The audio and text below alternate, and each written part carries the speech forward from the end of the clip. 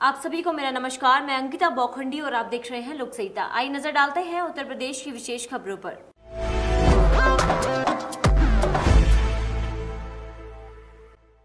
हैदरगढ़ बाराबंकी लोनी कटरा थाना क्षेत्र अंतर्गत संचालित एक निजी विद्यालय के प्रधानाचार्य पर अभद्र व्यवहार करने के साथ टीसी देने के नाम पर अवैध वसूली करने का आरोप लगा है। अभिभावक ने मामले की शिकायत मुख्यमंत्री जन सुनवाई पोर्टल के अलावा मुकामी पुलिस से कर कार्यवाही की गुहार लगाई है। उक्त थाना क्षेत्र के ख्वाजापुर गांव निवासी राम नरेश ने की गई शिकायत में बताया कि श्री ननकऊ प्रसाद स्मारक जय भारत इंटर कॉलेज पंडितपुरवा में उसका पुत्र आलोक कुमार हाई स्कूल उत्तीर्ण कर चुका है। आरोप है कि विद्यालय प्रधानाचार्य द्वारा पूरी फीस भी जमा करवा ली गई है और अब टीसी मांगने पर 13,500 रुपए की पुनः मांग की जा रही है। राम नरेश ने शिकायत में उल्लेख किया है कि इस अवैध वसूली को लेकर जब हमने विरोध किया तो विद्यालय प्रधानाचार्य द्वारा उससे अभद्रता की गई। वहीं इस बाबत ननकऊ प्रसाद स्मारक विद्यालय जय भारत इंटर कॉलेज के प्रधानाचार्य सीताराम ने लगाए गए इन सभी आरोपों को बेबुनियाद व निराधार बताया। हमारा नाम राम नरेश है। हम ख्वाजापुर का निवासी हूँ। मेरा बच्चा श्री ननकऊ प्रसाद स्मारक जय भारत इंटर कॉलेज पंडितपुरवा बाराबंकी वहीं पे पढ़ रहा था। मेरे लड़के का जो है टीसी नहीं दे रहे थे तो हम पहुँचे वहाँ, तो हमसे नोक झोंक करने लगे। हमने कहा कि बताओ कितनी फीस है। उसने कहा कि फीस तुम्हारी 13,500 रुपये बनी। तो इससे पहले जो है प्रवेश पत्र देने से पहले जो है हम पूरा पेमेंट इनको दिए, तो प्रवेश पत्र दिए। एक दिन आगे मेरा बच्चा यही कह रहा था कि अगर प्रवेश पत्र नहीं लाओगे, सारा साल हम पढ़े और प्रवेश पत्र नहीं मिलेगा तो मैं जहर कहा कि मर जाऊंगा। तो हमने कर्जा ला करके इनको पैसे दिए। उसके बाद में इन्होंने जो है हमको रसीद नहीं दिए। कहा कि इस समय इम्तिहान के चक्कर में हम दौड़ रहे हैं और रसीद तुमको दे देंगे। उसका रसीद नहीं दिए और इससे पहले का रसीद मेरे पास है।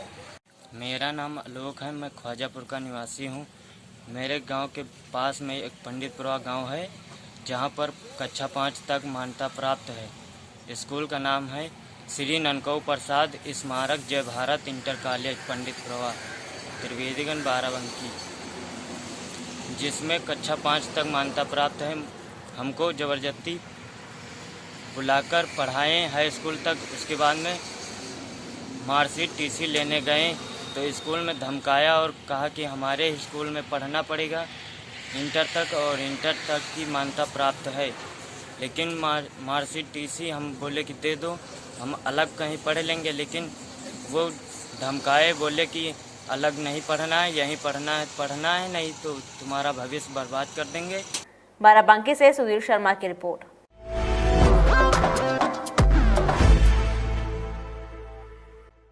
मथुरा थाना नहुर झील के अंतर्गत विगत दिनों कोलाहर गांव में पड़ोसी विवाहिता युवती को पड़ोसी युवक ने जहरीला पदार्थ खिलाकर उसकी हत्या कर दी थी। हत्यारे युवक को नहुर झील पुलिस ने पकड़कर थाने में बंद भी कर दिया था। उसके बाद उस प्रकरण में एफआईआर दर्ज जब कराने गए तो पुलिस द्वारा एफआईआर में कुछ लाइनें काटने का दबाव बनाया गया। पुलिस की बात न मानने पर पुलिस ने सीधे शब्दों में कहा, अगर हम हत्या अभियुक्त को छोड़ देंगे तो आप क्या कर लेंगे। मृतका के परिजनों ने पुलिस पर आरोप लगाया है कि क्या नाम है आपका? मेरा नाम धीरज है, पुत्र विनोद सिंह, निवासी घसियावाड़ी कोलार थाना नौजी। अच्छा, क्या घटना हुई है आपके साथ? मेरे साथ कोलार निवासी भोला पुत्र हरवीर सिंह, जो कि मेरी बहन को जहरीला पदार्थ देकर उनकी मृत्यु हो गई है।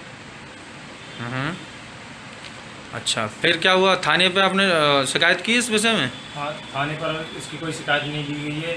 हम एफआईआर के लिए गए थे लेकिन कोई कार्रवाई नहीं हुई है। इस समय जो आरोपी भोला पुत्र हरवीर सिंह थाने में बंद है, लेकिन इस पर कोई कार्रवाई नहीं हुई अभी तक। मथुरा ब्यूरो राहुल ठाकुर।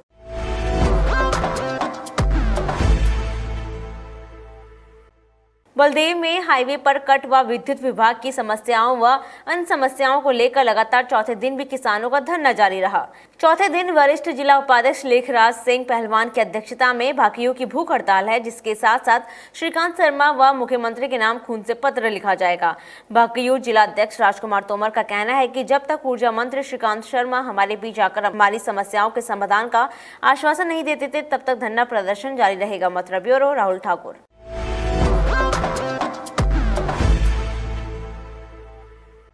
हाथरस मामला लगातार चौथे दिन सुर्खियों में छाया रहा। मुख्यमंत्री योगी आदित्यनाथ ने इस मामले में एसपी सहित 5 पुलिसकर्मियों पर कार्यवाही कर दी है। इसके बाद भी सुबह तक गांव में किसी की भी एंट्री पर रोक लगा दी थी। 10 बजे मीडिया को गांव जाने की अनुमति तो दे दी गई थी, पर मीडिया से बातचीत में पीड़िता के परिजनों ने नार्को टेस्ट से साफ मना कर दिया। उनका कहना है कि जब हम सच बोल रहे हैं तो कोई टेस्ट क्यों करवाएं। हाथरस मामले के पीड़ित के परिवार से मिलने के लिए कांग्रेस नेता राहुल गांधी और अन्य पार्टी नेताओं ने फिर से हाथरस जाने की कोशिश के मद्देनजर डीएनडी पर सुरक्षा बढ़ाई गई। मथुरा ब्यूरो, राहुल ठाकुर।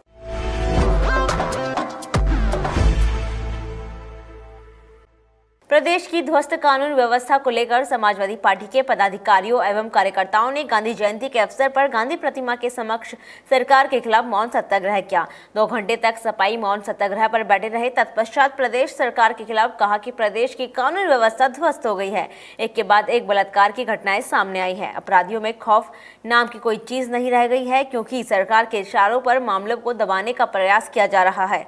समाजवादी पार्टी सड़कों पर उतरकर आंदोलन करेगी। उन्होंने कहा कि पीड़िता ने दिल्ली सफदरजंग अस्पताल में दम तोड़ दिया है। पुलिस ने सरकार के इशारों पर इस मामले को दबाने के लिए रातों रात शव का अंतिम संस्कार कर दिया।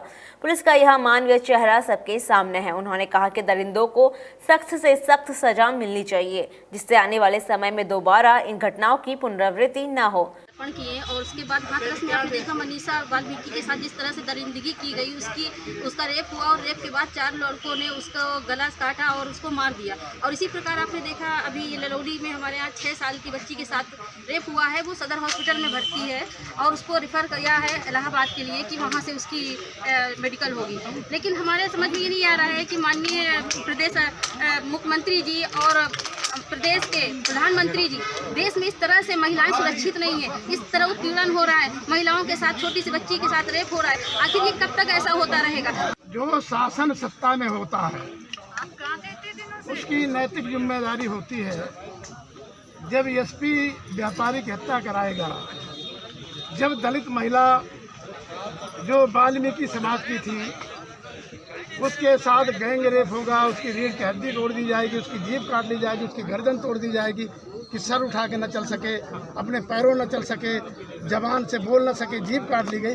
ऐसी हैवानियत हमने दुनिया में कहीं नहीं देखी है। तो इन सब बातों को लेकर अगर विपक्ष नहीं उठाएगा मामला और पीड़ित परिवार से मिलने नहीं जाएगा, कौन जाएगा? और जो सत्ता में होगा उसी से सवाल किए जाएंगे।